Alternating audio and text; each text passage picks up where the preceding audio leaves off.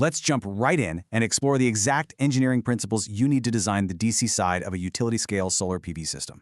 Today, we're focusing deeply on Chapter 2 of our source material, zeroing in exclusively on the DC side components before we even touch on the earthing or AC parts.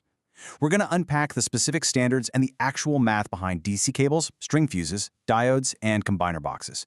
If you're designing or even just reviewing real-world PV systems, well, this is the foundational network. It literally dictates whether your plant runs flawlessly for decades or quite literally goes up in smoke. Here's our roadmap for the journey of direct current today. We'll start with the anatomical journey of DC power, then look at the arteries, our DC cables. After that, we'll meet the diode defenders, lock down our DC protection checkpoints, and finally arrive at the hub, the combiner boxes. All right, Section 1, the anatomical journey of DC power. When you're sizing a system as a design engineer, you are managing this exact spatial journey. You have to ensure power moves safely without thermal overload or critical voltage loss. Every single PV system begins right here at the origin, the solar modules. From there, you've got to safely guide that generated power through the cables, past the protective fuses and surge devices, and securely into the combiner box before it ever hits the inverter. Executing the specific configuration correctly is absolutely huge. It defines both your performance ratio, or PR, and the long-term reliability of your entire system. Moving on to Section 2, the arteries, our DC cables. The engineering objectives for these vital pathways are completely non-negotiable. You've got to minimize your losses, resist extreme heating under the blazing sun, and survive direct short circuits. We are talking about continuously managing 1,500 volts of raw DC power, which is no joke. To meet the IECC 6930 standard for these 1,500-volt systems, your cable's current carrying capacity, its CCC, must exceed the maximum power point current, and that's even after you derate it for extreme heat and grouping. We're looking at tinned copper, double-insulated cables that are purpose-built to survive 25 years of relentless UV exposure and environmental stress. So, check out this number, 1.5%. That is the absolute maximum allowable DC voltage drop limit for string cables, according to IEC 62548.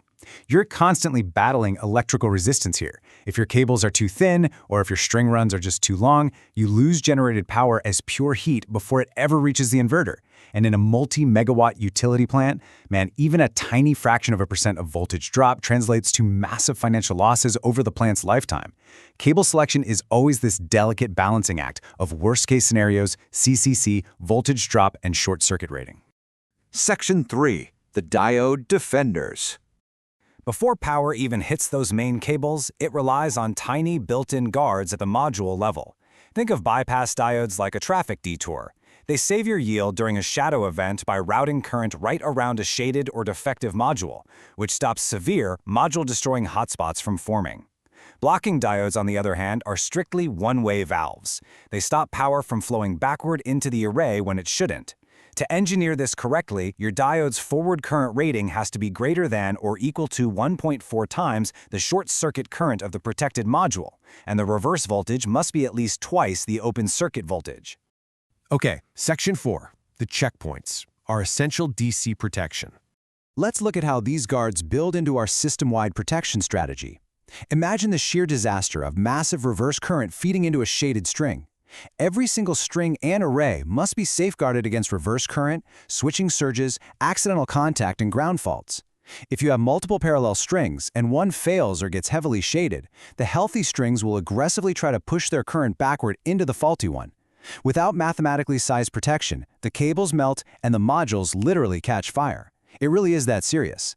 You really want to pay attention to the rule of multipliers here, which guarantees your exact safety margins. String fuses are sized at 1.25 times the short-circuit current, or ISC. So if your string short circuits at 16 amps, multiply that by 1.25, and you know you need a 20-amp fuse. Now, for isolating the array, you absolutely must use DC-rated breakers. A standard AC breaker just cannot interrupt a continuous DC arc. These DC breakers are sized at a minimum of 1.2 times the open circuit voltage, or VOC. Now, to bleed off dangerous transient overvoltages, like from nearby lightning strikes or grid switching, Type 2 DC surge protection devices, or SPDs, are installed right at the combiner box. These are your critical sacrificial defenders. Their continuous operating voltage has to be at least 1.1 times the maximum string VOC. And what's brilliant about these is they actually feature a physical indicator that snaps from green to red if the system takes a massive hit. When it shows red, the device did its job and needs replacing. But hey, it just saved your astronomically expensive inverters downstream. Finally, Section 5. The hub are combiner boxes. After safely traversing the cables and the protection gear, the power arrives at its final DC destination. The combiner box is the ultimate operational hub, built to rugged IP65 standard ratings so it can survive the elements. This is where the many separate strings of solar panels become one massive aggregated DC feed. It houses the string fuses, the SPDs we just talked about, and an isolator switch. Because these enclosures sit out in incredibly harsh environments, they have to be highly UV protected and double insulated. They also safely house the critical RS-485 communication lines. That's what allows operators to monitor exactly how much power each individual string is producing in real time right from the central SCADA system. So we've mastered the DC anatomy today. We understand everything from the current carrying capacity of our main arteries to the highly specific multipliers for our fuses and breakers. We've brought that 1500-volt power safely from the modules past the diode defenders and right into the aggregated combiner boxes.